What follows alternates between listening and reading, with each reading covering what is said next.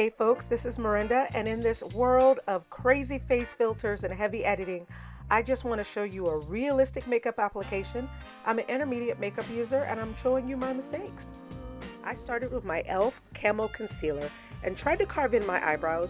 I think I did a decent job. I'm not great at eyebrows yet. I'm still counting this as a win because at least I got a fairly decent line and I was able to blend it all in so it didn't look like, there's just concealer under my eyebrow. Then I took my Tarte Shape Tape and I just dabbed a little bit on to use as a primer for my eyeshadow. I go sparingly. I don't use loads because I'm not advanced yet. I have my Melt Impulsive palette, and here I thought I was going to get fancy. I grabbed the orange. I thought I'll blend that in. I'd seen this lovely blue and orange look. So there goes the orange. You can see it. It's showing up. Tried to go for the yellow. The yellow did not want to come to work. She was lazy. She called in on a sick day. So I had to dip into my BPerfect palette for some more yellow to blend that in. I dipped back into my Shape Tape trying to cut a crease, demonstrating yet again that I cannot cut a crease. Let's just take a moment to talk about this Huda Beauty Sapphire Obsessions palette. It was my first luxury purchase of makeup, and I don't like it. I don't like the way it blends. I don't like the way it spreads, but it had the right color. It had the color I needed. I wanted to start out with a light blue. It gave me a lighter blue. That's all I can say about that. But BPerfect. BPerfect is my palette. I love this palette. It blends well. Look at that dark blue. Look at how I'm able to just cut in the shape of my eye that I want. It's gorgeous. And I'm still feeling myself. It blended in nicely. It went over the yellow to make a green, which is kind of what I was going for. You can still see my orange. And then this sapphire blue from my Melt Cosmetics palette. She lays beautifully. She blends beautifully. She plays well with the BPerfect palette. That lighter kind of shiny blue, I don't know the name of her. Gorgeous. She also plays nicely with the other eyeshadows. And then we get back to Huda Beauty, who does not want to cooperate with anybody. She doesn't want to blend. She doesn't want to lay. I don't like this palette. I'd use my finger to try and get her to blend without tugging too hard on my eyelid. Tried to use a little brush. Now the silver wasn't so bad. I just wanted to tap it on nicely just as a topper. That worked. But everything else, Huda Beauty's not my friend. I'm not going to let her drag me down though. I used this number 7 primer on my face. I don't love this primer. It's okay. I think maybe it's a little bit too matte for me. I don't know. She's just all right. I'm trying to use it up before I go and get a new Milk Hydro Grip because that's my favorite. I got my new Nars Radiant Creamy Concealer in the post, and this is where things went awry. I was good. I was fine. Used her sparingly under my eyes. Not a problem. No more dark circles. Why did I put so much around my mouth though? Did I think it was foundation? And when I saw it, why didn't I just try and take it off instead of trying to blend it out as if somehow it wasn't going to cover my whole face like a mask?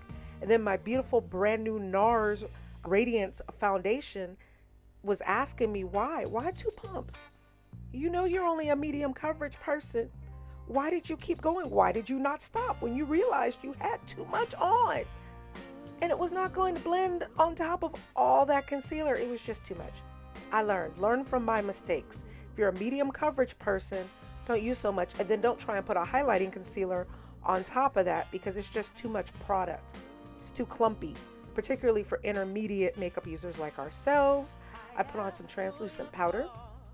I tried to go gently in setting it, and that calmed it down a little bit, but not loads. It did stay in place. I have to say my foundation never moved. The translucent powder performed. The Stay Naked concealer, I love this stuff because it just, I don't know, it plays nicely with all the other products, but she dries fast, so you have to work really fast to make her work. I was able to put some depth in my face and look less like I had a mask on. And I was able to use this Morphe eyeshadow as a setting powder for that Stay Naked concealer. It's brilliant. There's something about that combination of that Morphe and that Stay Naked. It blends well, it works well with one another, and it's going to work very well with my blusher and my bronzing colors. They just lay nicely with each other. I like products that play nicely. Look at me. Look how cute I am. Got you with my cheeks. Just saying. Now I tried to use that Huda Beauty palette again just to finish out my eyes, get the little detailing in. I used orange on the inner half because my eyes are too small to do blue smoky all the way across, and a little bit of peach in the inner corner highlight. Now I was happy enough with that. Blended it with my finger. It's not a problem. Now I know Kat Von D is a problematic brand, but I happen to love this eyeliner. I'm not advanced with eyeliner. I can't use gel liner yet. I need this very fine tip that allows me to go slowly and it doesn't tug on my eyelid. You know, I just like it. I feel like I should justify it because, you know, racists, but I like it. I'll get a less problematic brand when I replace it, like Lancome. Lancome is my friend. She never lets me down. These trials, the curtain attacked me. The curtain attacked me and I was not ready. And not only was I not ready for that, the sun came out and tried to blind me when I went back in to finish my mascara. I'm just saying, pray for me. I got my Juvia's Place palette. I love everything about this palette. This color that I'm using, I can use like a bronzer, and it blends beautifully with that Morphe shadow and that Stay Naked contour.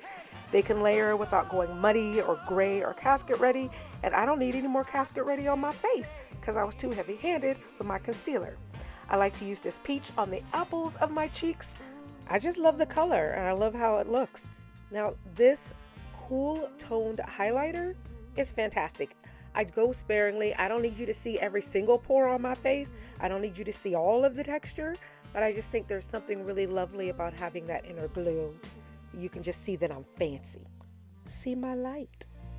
Now I'm all highlighted, but I'm not about to try and put these eyelashes on where you can see me because I'm bad at them.